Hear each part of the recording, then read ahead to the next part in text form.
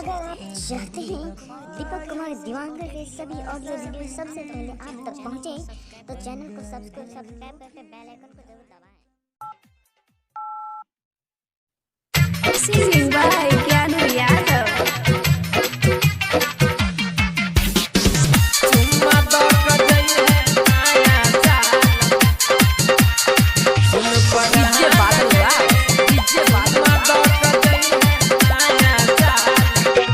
ससुरा से ले गोरी ससुरा से ले गोरी मिलाई है कोनो हाल में सुन जहान के सुन परान के चुम्मा दो कजई है नया साल में सुन जहान के चुम्मा दो कजई है नया साल में ससुरा से ले गोरी ससुरा से